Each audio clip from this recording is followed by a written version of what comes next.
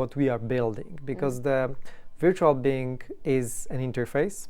And in this case, it is an interface that you can build once and deploy anywhere you want, more or less. Because we used to run like a, it's like a hotel for in the vacation resort. And this is basically something that I've been growing around all the time. So it's kind of was already there. I was never thinking about that. And eventually, during my studies, there was like an opportunity, because there was like, Summer City, there is always kind of like a new opportunity every year. And then basically when I was like 19 years old, I decided to start my own food, fast food business, like a kebab.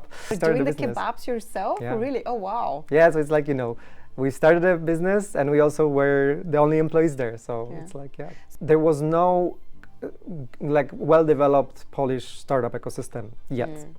So I would say it was starting, but it was not a very common thing to do. So eventually I found during one of those hackathons a project that I was really passionate about.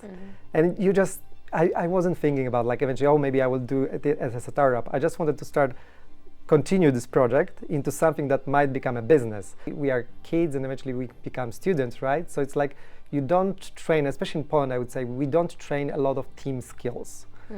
So we don't have those, and then if you have something that you want to invent things and you weren't taught how to build teams, form teams and do something in together, then you eventually, you still want to pursue that and you just start alone, right? My nature was always becoming an inventor or entrepreneur, whatever. It's like I was very, very close to one to the other, because if you are an inventor, you need to become an entrepreneur to eventually create an invention. It's not something that you can stop and prevent from doing. It's more about like, okay, so what we can do to maybe educate people, because I would say the education is always something which is always far behind the technology. And if you are just as passionate about innovation as we are, hit subscribe for the Recursive podcast on YouTube or your favorite podcast platform. We're everywhere.